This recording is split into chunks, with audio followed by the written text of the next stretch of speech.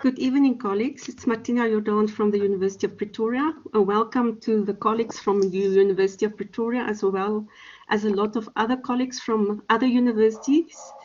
We are privileged to have a very renowned person in our midst tonight, Prof. Stanton, so we're very happy about this. But first of all, I would like you to complete the poll if you don't mind. Because we would like to get a feel of what is the audience background.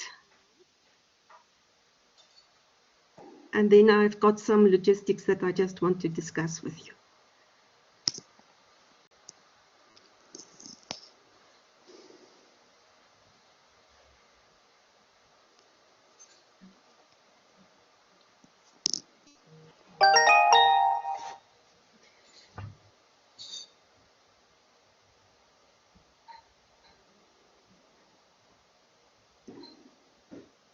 Okay, Prof. Tim, you've got an audience of people that have a little bit of experience, and then a huge number that don't have any experience, and then some people that are unsure.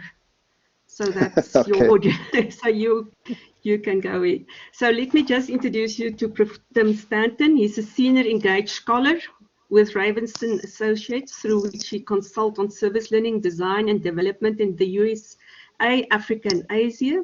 He was a founding director of Stanford University, being overseas studies program in Cape Town. And then I also would like to highlight, you all got his bio in the invite, that he was also part of the South African Community Higher Education Service Partnership program in the 12 universities. So it's really great to have him on board, because he understands our situation in South Africa and is familiar with what our challenges are. So what we will do, I'm recording the session if you want to share it later. And then we're going to give Prof. Tim then a chance to talk. And then as soon as we do have, if he's done, we are not a lot of people, then we can interact with questions. At the bottom, you will see there is raise your hand, and then we can ask him specific questions. So over to you, Prof. Tim. Well, thank you very much, Martina, and good morning to your evening, everybody. I wish I could see you, but I'm happy to know that you're here and to learn a little bit about you. It's magical we can do this electronically, although I certainly would prefer to be with you face to face. Here's the plan for this morning. We'll get right into it. Martina wanted me to focus on community-based research practice, so that'll be our focus. I'll try to give you a little bit of background in terms of definitions and history, where the work came from, and then what's distinctive about it, what its benefits might be, and the principles we try to practice with, some of the challenges, and then some case examples from my work with Stanford medical and undergraduate students. There's a yellow stoplight there, which is a caution I want to make. The examples I'm going to give are examples where I've tried to express best practice given the context that I work in. The students I work with, the institution that supports me sometimes, and the communities we work in. And all our contexts are different, so I offer examples not for you to try to emulate them necessarily, but simply to take what you can from them, because if you pursue this work in your context, it's going to be different. And context is just super important in developing effective practice. We'll end up with some simple kind of steps to implementation. Again, not necessarily a formula, but to give you some ideas of what the work can look like and how you might get into it. And we'll hopefully have some time for discussion at the end. Okay, so let's go. Quickly, some definitions. Here's a bunch that are frequently seen in publications and programs. The one I came to use, particularly in our Cape Town program, was the bottom one, community-based partnership research, because for us, the partnership with our community organization partners was really key to making the work happen and become effective. As we go through this, you might want to think about what term is used on your campus or in your community, or what term might you want to use and why would that be? There are multiple definitions all over the place, but which one you choose can have some importance for your work.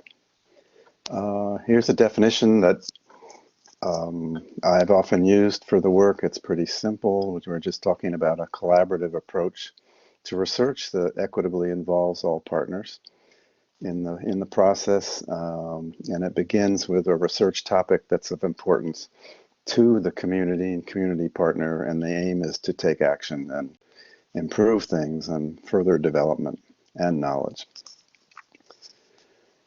Locating the practice. This slide should be familiar to many of you who were involved with or know about the CHESS program, and it was important for me, and still is, because it indicates that where we locate our partnerships is somewhere along 1 to 3 of those sides of that triangle, between the academic partner, the service organization partner, or organization partner, maybe it's a civic organization, maybe a government organization, and community members who are served by that organization or engaged with it.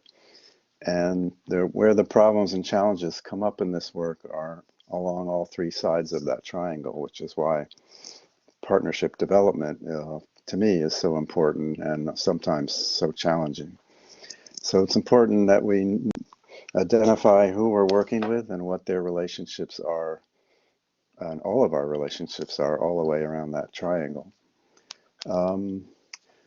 When I first started doing this work, I had been at Stanford directing service learning programs, which were mostly of the direct service variety. But we were in a research university, and we began to think about, well, what would research look like if we thought of it as service learning and community empowerment? And so we began pursuing community-based research along that line, but we were animated and kind of always tied to these 3 principles of service learning that were articulated by one of the earliest practitioners, Bob Sigmund, back in 1979, that still ring true for me in this work. And they're quite simple but important, that those being served, or in this case, being researched or researched with, control the service or research. Those we research with should become better able to do that kind of work and be served by their own actions. And everybody involved, that principle 3 is just about everybody involved is a learner as well as a server, or in research cases, a researcher. It's not a one-way relationship. It's mutual and reciprocal. Some of the principles that we tried to work with, probably familiar to many of you. We want to start with community expressed and understood issues or priorities, sometimes called information needs. We assume communities bring to the table deep knowledge and capacities and wisdom connected and related to the issues, which can be drawn upon in the work. The work should be facilitated and expressed by negotiated efforts among the partners all along the way, supporting mutual reflection and learning. And of course, the work can contain and express great diversity of research methodologies, all across the continuum of qualitative and quantitative methods. These principles of ethical practice and community-engaged research came from a faculty group at Northwestern University that I worked with a few years ago. And I liked the way they expressed these, with the first major one being that reciprocity and sustainability through ethical relationships forms the work around partnerships which should grow and last beyond initial engagement. In other words, partnerships should be long-term and support work that is ongoing rather than discrete.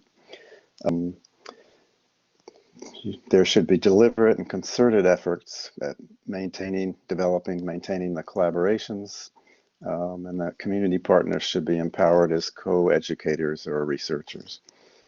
with the benefits of knowledge and projects produced accruing equitably to all stakeholders. Second principle is one of cultural humility. That is, we seriously engage with sensitivity to the cultural and linguistic differences in the communities in which we work. We emphasize listening to and learning from all partners with respect for local knowledge and diverse forms of expertise. And there's deep and ongoing learning integrated into program design, implementation, about the context, culture, and history of the project and issues the research is digging into. And third, above all else, do no harm. Pursue ethical guidelines for research engagement. For many of you, this may mean having to deal with your ethics committees on your campuses. We call them IRBs. Complying with local laws and pursuing safety and risk assessment at all times. I like this slide because it was a pretty simple list of things that in this case came from community partners, which in this case were Native American tribes in the US Southwest. And they simply said, don't plan about us without us. All our tribal systems should be respected and honored. Tribal governments should review and approve all prior implementation. In other words, that's their review process. Their ethics committees, so to speak, need to be consulted. No data shall be published without prior consultation of the tribal authorities. That data belongs to the tribe. We could say the data belongs to the communities in which we work. And the core values of trust, respect, and so forth should be expressed at all times. So where does the work come from? I'm moving fast here, and if you have questions, I look forward to them when I finish, or we can even interact following the session. But I want to cover a lot of ground in the short time we have.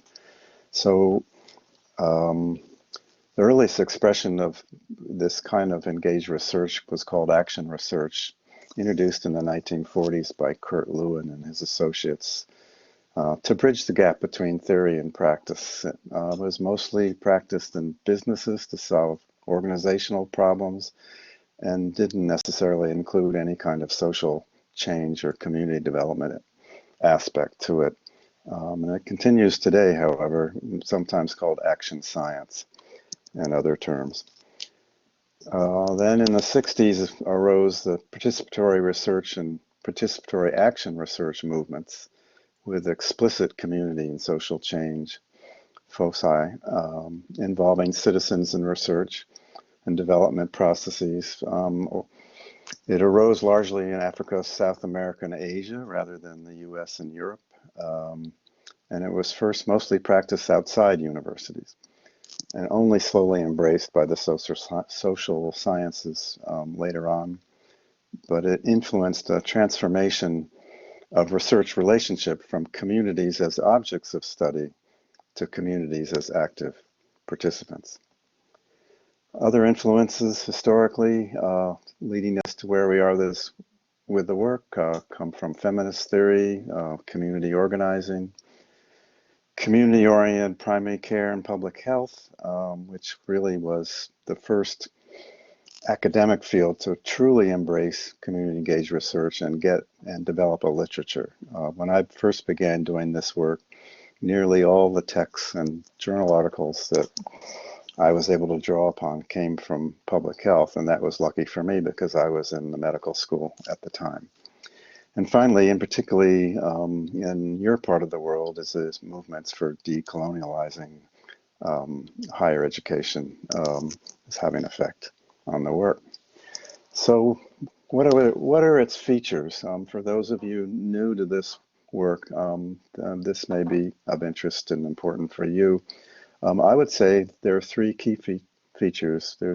One is the researcher has an intentional public purpose, that he or she seeks to engage in collaborative processes with community partners, and he or she seeks to develop products that should have impact for both the community and campus people engaged, as well as both the wider academic world and community. It should have a public purpose, some kind of direct or indirect community impact. The boxes along the axis at the bottom of the screen are just 5 different categories of public purpose. I'm sure if we talk together a little while, we could come up with many more.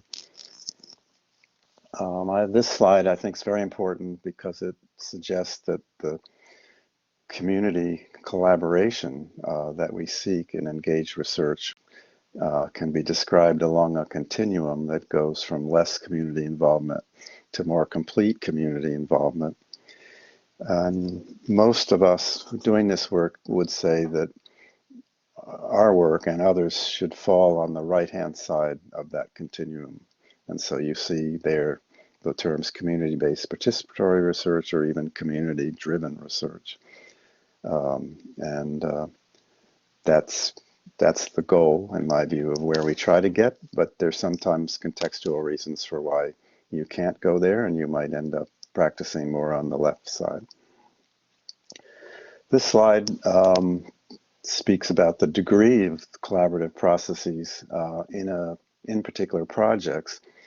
The vertical axis is measuring kind of degree of collaboration between campus and community partners from low to high. And the horizontal axis, you see there, those are typically understood steps of any kind of research, from determining the questions to designing the research to gathering the data and so forth. Then the vertical lines across the screen are endeavoring to show degree of collaboration along those particular steps in a particular project. So in this project, for instance, it shows a high degree of collaboration determining the research questions, not so high collaboration in designing the research. Maybe the academic partner does most of that. A high degree of collaboration in the data gathering, however, many people involved, both from the campus and community. And a high degree of data analysis, which is important in community engaged research because community people may see things in the data that academic partners simply don't see because they don't have the experience. And in this case, the application was less collaborative because perhaps the community partner took the findings and went to work implementing them. So that's just one example, but it shows that we can determine the degree of collaboration at every step along a project. This slide, which looks like almost tangled up spaghetti, sorry for that, is expressing 3 different project examples to give you an idea of how this might work, A, B, and C. A, I've labeled voting patterns analysis. These are all real projects that happened. In this case, voter registrars in California approached a political science department concerned about the low voter participation in certain ethnic communities and how could they increase that. And would the scholars in that department help them find out why this was the case and what they could do about it. So they went to work, did the research over a period of time, spent time in the community, did a lot of interviewing and so forth, wrote up a very substantive report, which eventually some of them were able to get published in political science journals, and gave the report to the voter registrars who really weren't able to do much with it. And unfortunately, no actions were really taken as a result of this research. So it had high academic input for the academic partners, but not so high community impact. Project B was a medical student researcher I supervised who had been working with a domestic violence organization near our campus for actually several years and was concerned about the ways to improve preventing domestic violence in these communities. The organization wanted to train what they called promotoras. These were individual residents in certain neighborhoods to actually go door to door educating people about domestic violence prevention and dealing with incidents when they arise. So this student spent a year looking around the world, and both in the literature and whatever she could find in terms of program examples, and lifted what she thought was the best of all of that and put it into a very hefty, thick training manual, which she gave back to the organization to use for the training of these community-based promotoras. The organization took the manual and put it to work, and they're still using it. So there was very high community impact, but this student never had any motivation or interest to write up her project in any kind of academic way that could so it could be distributed into the more academic world related to domestic violence. And that was unfortunate in a way, but that's the student's intention, was to serve the community, and she did. The third project is community youth development, which is an entire campus center at Stanford devoted to community youth development in one single city nearby our campus. And they've been at this work for 20 years, conducting all kinds of research and data gathering, using community people as researchers, even high school students. And it's been extremely successful. The city's been able to improve its wellness indicators for young people significantly. All kinds of research has been shared widely in relevant fields and disciplines. And Milbray, the founding director there, you see her picture, has won numerous awards for this work. So it's a case of a high-powered, well-funded example that was able to meet very high impact along both lines of those continua. When I began at the medical school, I was directing a concentration in community health, and we developed a community partnership medical scholars program, which was, we like to call it the community service track in the 5th year required research requirement that all medical students had to undertake prior to graduation. And we wanted these projects to be community engaged research projects. But we also knew we were training medical students who, if they were going out to do this work post-graduation, were going to have to apply for funding for their research, largely through science-based organizations like the Institutes for Health in Washington, D.C.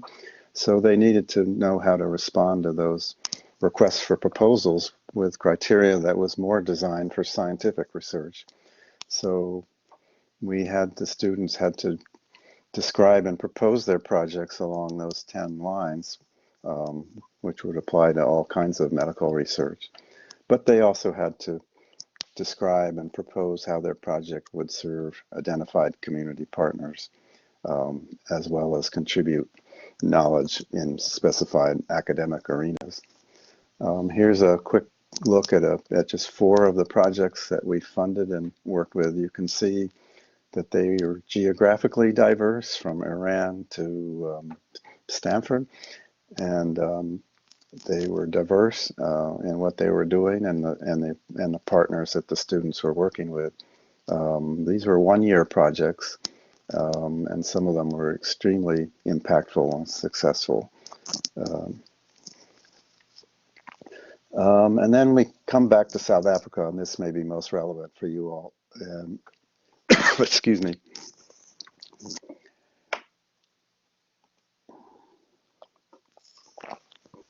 So in 2003, Stanford invited me to begin establishing an undergraduate overseas studies program in Cape Town with these 2 goals, overarching goals. This program was unique in at least 2 ways. One was it was the first overseas program that Stanford had established on the continent of Africa. They had 10 10 of these programs elsewhere around the world.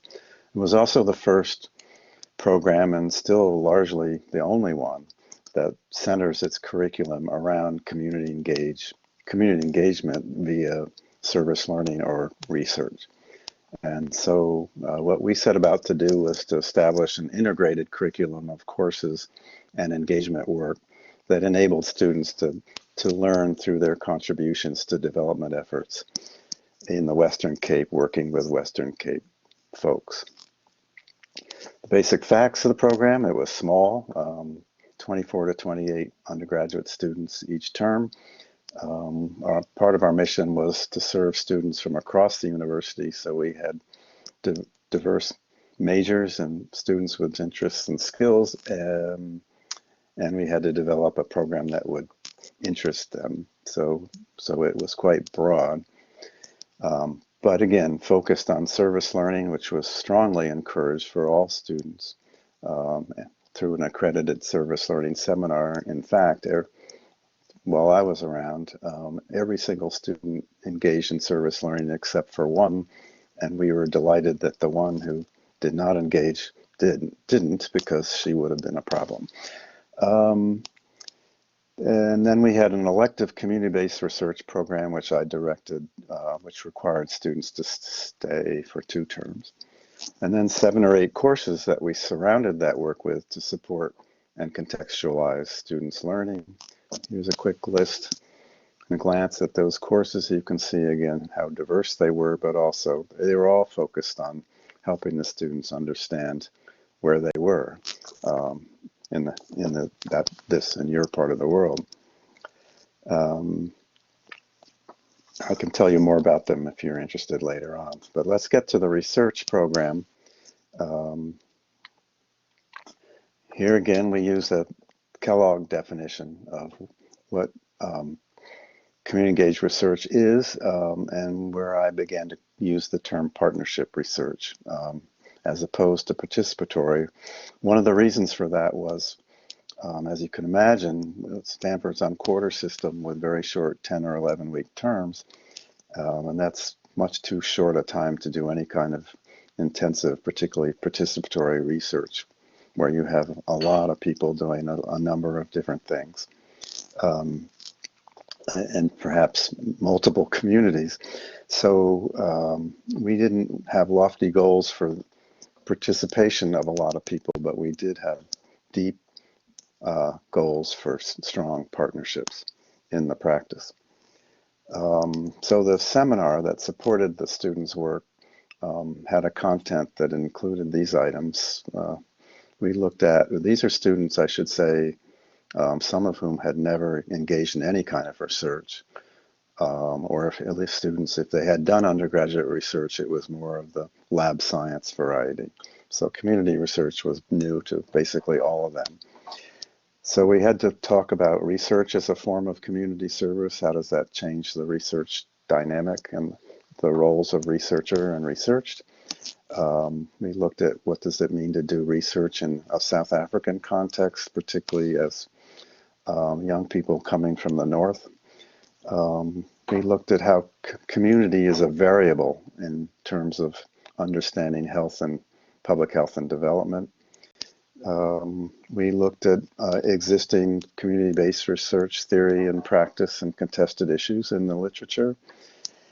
And we spent a lot of time talking about community partnerships, their issues, challenges, and principles by reading a lot about case studies. We did quick and dirty qualitative data gathering workshops when we knew what methods students would be utilizing in their research. So often the students did a lot of interviewing, so we did interviewing workshops. Sometimes students had to develop surveys, so we did survey development workshops. Whatever they needed, we would do workshops to support them. Either I would offer them or I'd find other people to do so. A lot of time was spent in the seminar helping the students go from the information needs presented to them by their partners to determining a feasibly researchable question. We had students go out and do what they call key informant interviews. These are interviews with people who may not be involved in the project, but would have some knowledge about the issues the students were focusing on, either the context, the politics, the history, whatever. And we've talked a lot about power relationships in this work between the role of researchers and the role of researchers in community settings. And of course, always the need to keep in mind research ethics in this work, and all our students had to submit their proposals to Stanford's Ethics Committee, or IRB, so they needed support for doing that. And then the process of the seminar over those 11 weeks, we started with partner identification and orientation.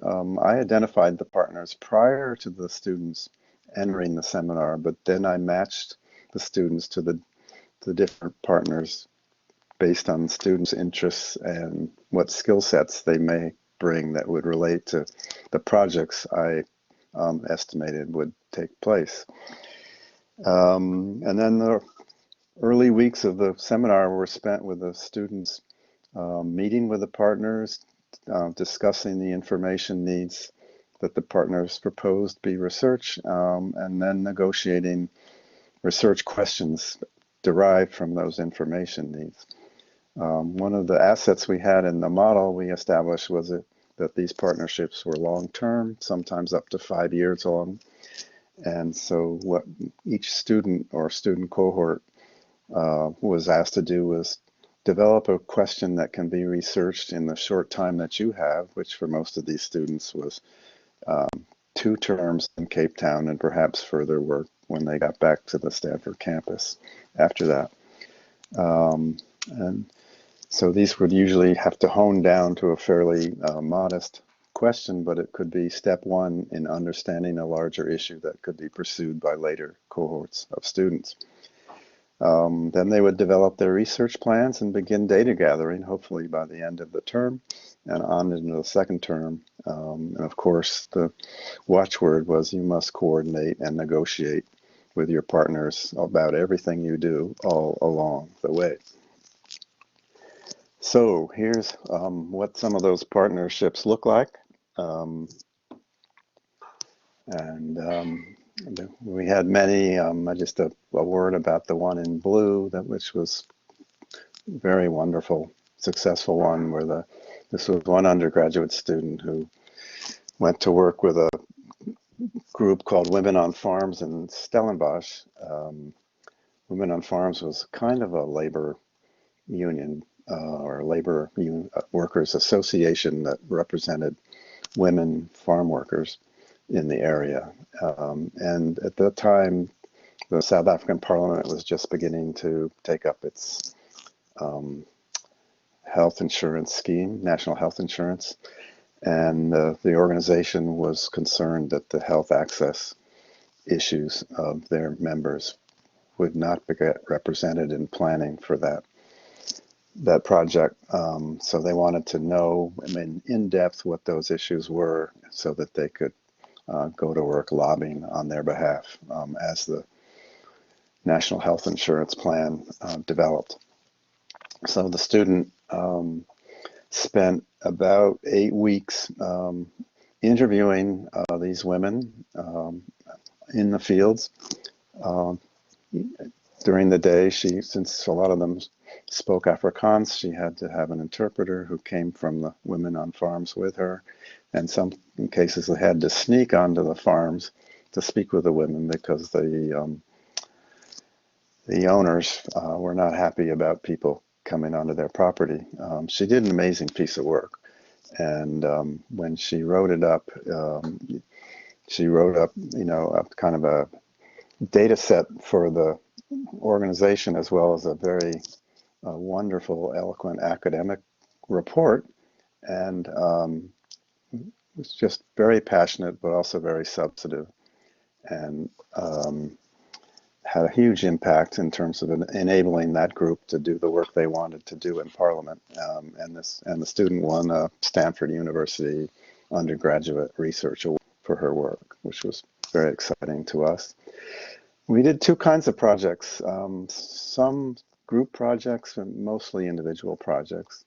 One group project was a base level health assessment study in Kailicha Site B that was brought to us actually by the UCT health science faculty that were in the process of establishing a clinical work site for their students in the Site B hospital.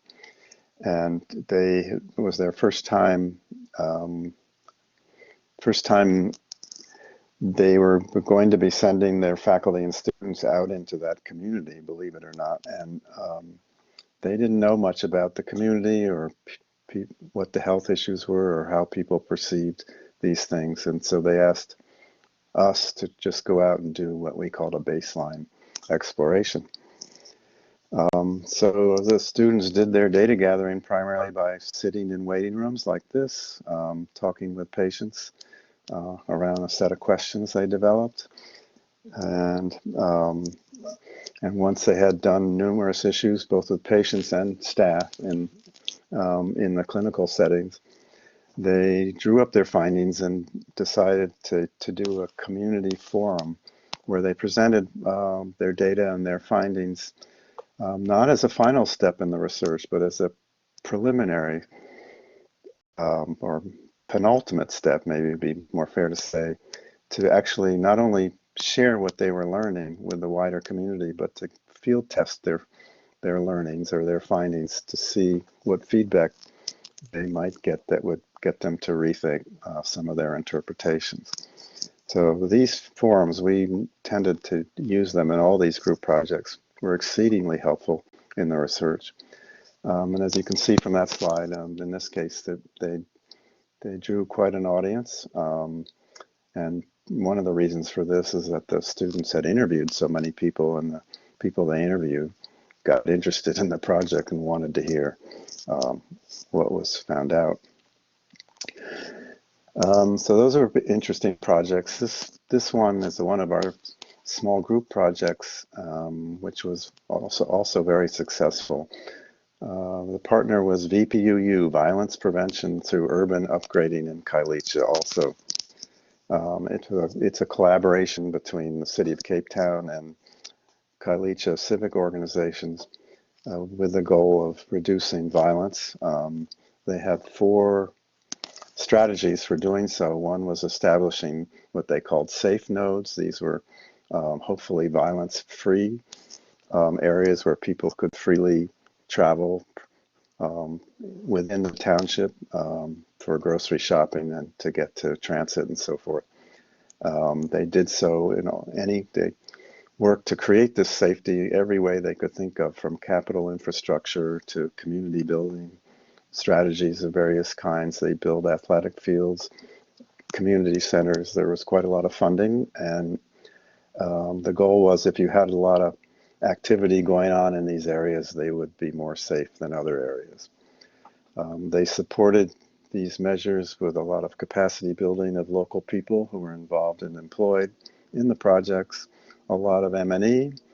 And the 4th strategy was a social development fund that provided small amounts of funding to community members or groups who wanted to propose their own violence prevention projects and try them out. That was the focus of the research because they wanted to do an impact assessment of what they called the SDF after it had been in business for a couple of years. And we were invited to involve our students in that research, and the decision was made amongst us to focus on its goal of community cohesion and healthy communal life as a means to violence prevention. And you can see in red there the research question that was finally pounded out. This slide is a just display of the process and methodology undertaken by these 2 students with their partners, VPUU staff members, planning the research, reviewing all the background documents, understanding what community cohesion might be and how it can be measured, indicators.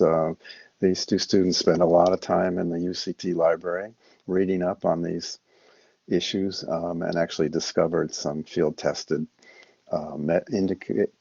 community cohesion indicator measures, which were very useful in their research. They also did a background interviews with all the VPOU community facilitators who worked in Kailicha. And then they began their data gathering, and which was largely interviewing with what they called the Safe Node reference groups. These are people involved in the project overall. They looked at the SDF application process, interviewing people about that. They looked at project implementation, interviewing staff and community members about that, and trying to figure out what were the perceived benefits. So there were 44 project leaders interviewed, 16 project participants, lots of data collected this way and this way. And what was great about this project is the students decided that they needed to have multiple products outcomes for the project. So some of these were oral presentations with PowerPoint slides like this to the SDF and VPUU teams and what they found out in the research. They developed a promotional video for the fund. They wrote an excellent formal academic report that they could submit back on campus for their honors research requirement. They wrote short summary papers for the lay audiences in Kailicha and elsewhere about the project and the research findings. And importantly, they decided to write a manual of research methodology for the VPU staff and others to use in conducting ongoing evaluations of the project. So there was a lot of knowledge developed as a result of this work on social funds as crime prevention methods, and a lot of staff and citizen empowerment through their being involved in the research as investigators, interviewers, and so forth.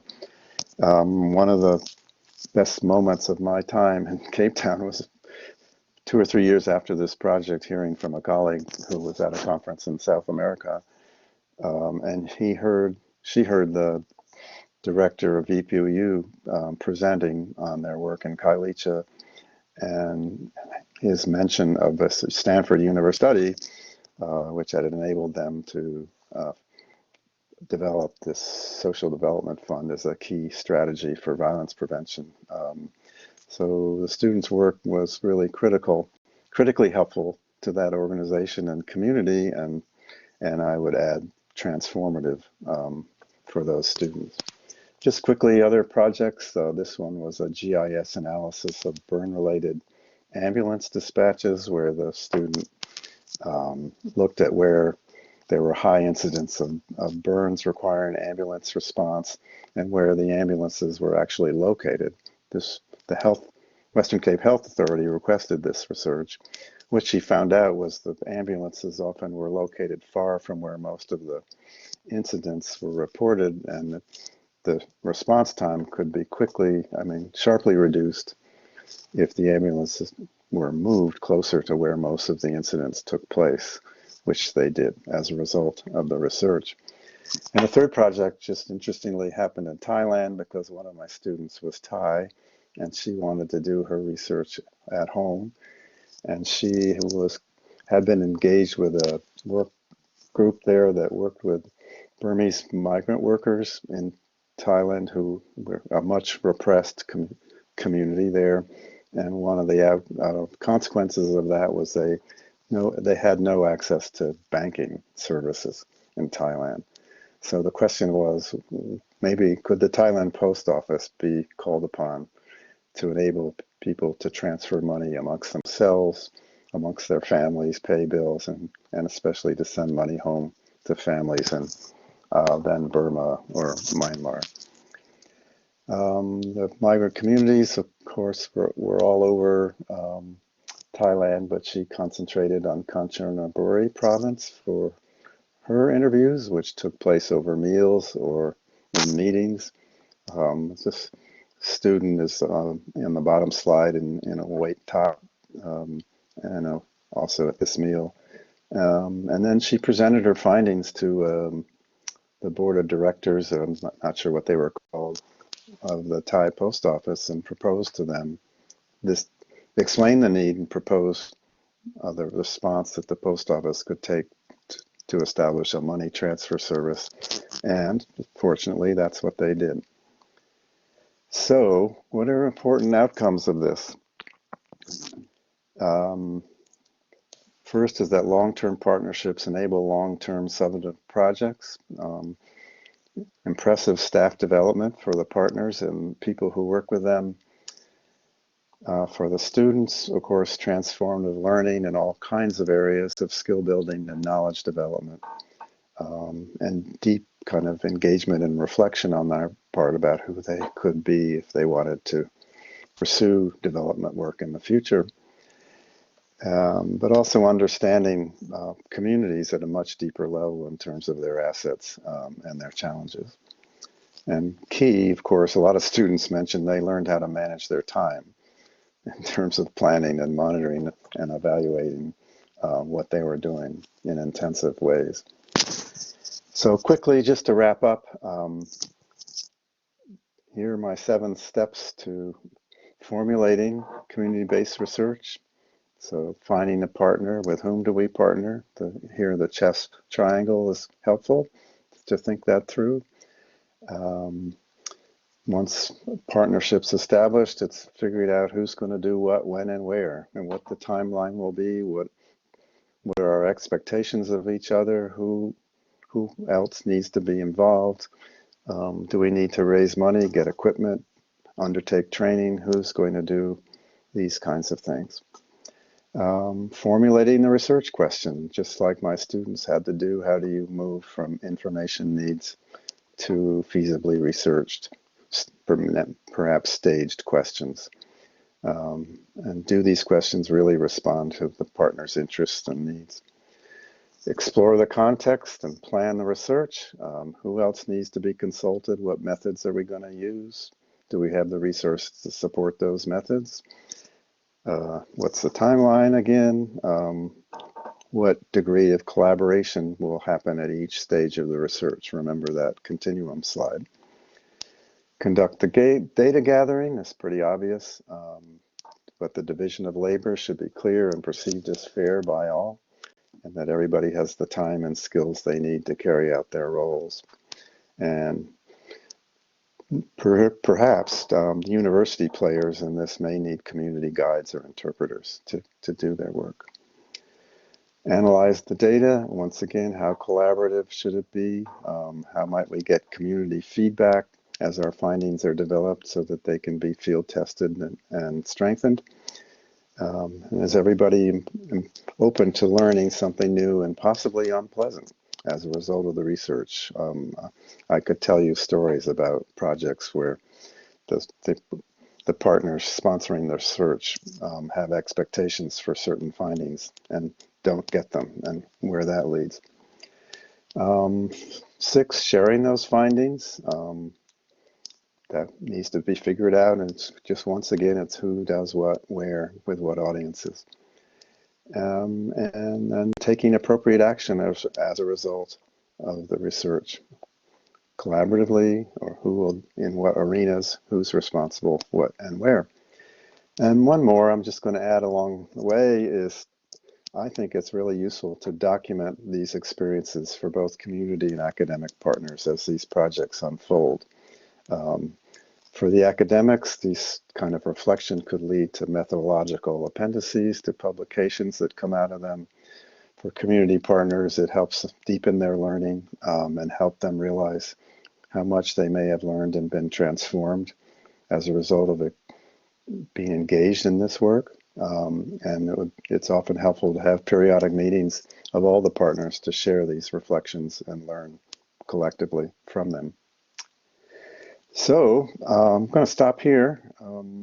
and hope you have some questions and look forward to further discussion. Thank you, Prof. Tim. You can unshare, then they can see your face. I also Okay, want I'll try to do just, that. okay, in the meantime, I'm posting.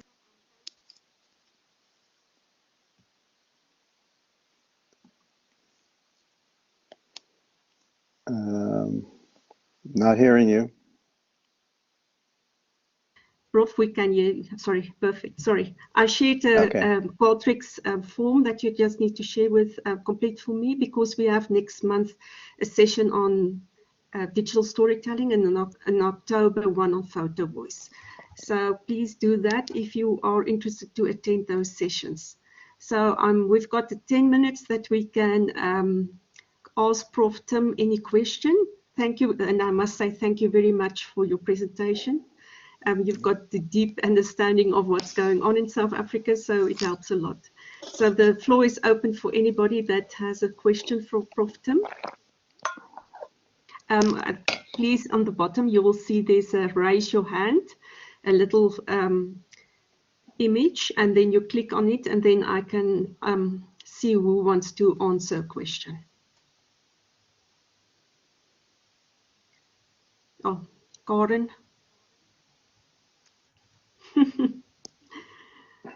I'm sure there must be somebody that wants to ask a question. Ah, Karen, I knew. Karen Mostert, it's Karen Mostert. Karen Mostert, please, you can go ahead. Karin. Karin, excuse me, I know Sorry, that. no problem. Sorry. Tim, thank you so much for your very inspiring presentation. I was wondering about that community cohesion tool that the students found. If that would be possible to please share that with us, perhaps via Jordan. Now your name is out of my head. I get you back, Martina. Yeah, thank you for that question. I can see if I can dig that up, and I'd be happy to share it. I haven't looked at that material in a while, but I'll dig it up and I'll pass it on to Martina, so she can pass it on to you. Or if you can send me your details, I can send it to you directly. Yes, kindly complete the form, and then I'll share, because Prof. Tim said he will share some of his information that you can share. Any other question that we have? Somebody is asking. Mulomo. Mulomo, go ahead. Thank you, Martina. Thank you, Prof, for the wonderful presentation. My question is, I'll just want to know whether from the findings of the research, whether are they shared with the participants, meaning community members? How are they shared? Yes, yeah, I think it's very important that findings get shared with community members, and there are numerous ways to do that, of course. One would be those community forums, like I showed you a slide that we did on that health assessment project, where you set up a time and place and invite people to come listen and discuss. Findings can also be written up and published in newsletters and local newspapers, or in television shows. I mean, radio, social media. There are just numerous ways, and I think in very, very local, perhaps even rural communities, perhaps people who have sponsored or conducted the research can go door to door, sharing what they've learned, or find meetings of existing organizations and civic groups and asking for time to share what they've learned. Just numerous ways. I think obviously it depends on the community, on the project, and kind of what the issues are, where you would turn to look for places to share. But I don't have a formula for that. But if I were in a community and working on a project, I would look around for, who are the people that can help me get the word out. Thank you. Maloma, from where are you? Thank you so much. From Central. Okay, thank you very much. Cornay, your name, hand is up. Will you? Karine was from the University of Pretoria. Cornay, Central. University of Technology. Is that correct, Maloma? Central University of Technology, Bloemfontein. Thank you very much. Central University of Technology. Yeah. Yes, CUT. Okay. Thank you. Thank you very much, Maloma. Cornay, your hand was up. Will you just say from where you are, please? My last question. I'm sorry, Maloma, you've still got a question. I do apologize to ask. Yes. Okay. Pardon me, I'm still new in the research field. I would like to know whether with this kind of research, are they also employing action research methodologies? Yes, certainly. I would say so. In my view, the methodologies you choose depend on the nature of the research, the question, and the context, the organizational community context. And in my experience and knowledge of other projects, I would say maybe mostly these would be qualitative methods, although lots of projects use survey research. But once again, it depends on the question and the context, and then you would determine your methods or what's the most effective way to get the data we need to try to address the question. The kind of projects that our students were involved in and other similar projects I know of, sometimes there was a project I was very fond of that worked in New York City with Cornell University undergraduates on some wonderful participatory research projects where the interviews were actually conducted with people walking in and out of New York City subway stations. So, very informal kinds of ways. The students in that VPUU project did a lot of walking around Kailicha and just buttonholing people, or sitting down with kids at a football match, as one of those slides showed, because one of the projects was setting up a football league in the community along one of those safe note areas. So all kinds of methods. If you have a project in mind and would like me to think about that particular project, I'd be happy to, following this workshop. Prof. Cornay van der Vyver. Cornay got a question, and then Mikidela, that will be our last one. Cornay, just introduce yourself, please. Good evening. I'm from the Northwest University in Potchefstroom. I'm referring to the study that was done in the winelands in Stellenbosch. I found that it is very important to have a good relationship with the community members before participation can take place, before the people open up. And it will be for me very interesting to know, how did you overcome that? Because you're from a different culture. Yeah, excellent question. Thank you. And even more difficult for us because we were on short timelines and had to work pretty quickly. In that case, in that project, I think the key for getting over that trust hurdle, so to speak, so that the women on the farms were willing to actually share some pretty personal and in many cases horrifying stories with our student, was that she was there with a women on farms staff member who knew the women and the women knew her. And also she was also interpreting. And I think that was really key to enabling the women respondents to have the confidence and trust to share some of these stories with our young student. She was an unlikely person to be wandering around in these firms. So she was a, excuse me, long blonde-haired undergraduate from Southern California, and sort of the least likely looking person to be wandering around a winelands farm. So yeah, there was a lot of trust to be overcome, but also this student, I would also give her huge credit for her way she communicated her integrity and commitment to this project, and commitment to carefully taking care of and using the stories she heard from these women, and to really cross that bridge. It's very hard to do, but she did it. So I would say, some credit to her and her characteristics, and much credit to the colleague from Women on Farms as well.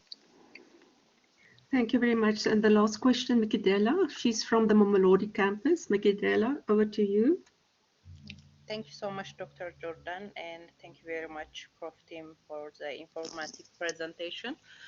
Actually, I have one kind request and one question. So the kind request is, I'm quite interested if you have any project which focus is in parent and children relationship. Perhaps if you could share some of the articles and research report. I'm sorry, I didn't quite hear what, could you restate that, please? Okay, cool. Can you hear me now? Yeah. Okay, so I was saying that I have one kind request, and one question. So my request is, I'm quite interested with the community engagement research project, specifically the focus on parents and children relationship. Okay. So if you have any kinds of article, especially recent article, and maybe the research report as well, if you could share with us. That's okay. my request. And my question is, how do you establish the sustainable relationship with the community when you do community-based research? How did you establish that buying in the community? And after you conclude the research, did you perhaps do a follow-up project in terms of applying the output of research, and how that maybe problem solving suggestion work further, and so on? Yeah. Okay. Tough question. See, well, the second one, we didn't get to do a lot of the kind of follow-up you're asking about, other than that since these were long-term partnerships, we were in touch with those partners over, years following specific projects. So we were in conversation with them about how things were continuing, or what the outcomes were of actions they took as a result of the research. And in some cases, these were very public actions, and we knew about them just because we could read about them in the Cape Town newspapers, for instance. In one project we did with Equal Education NGO, you may know, teacher allocation in Western Cape schools. As a result of the students' work, major changes were made in teacher allocation that brought more and better prepared students into schools in township communities than had been taking place. And that was very public action with public results, so the evaluation was quite easy.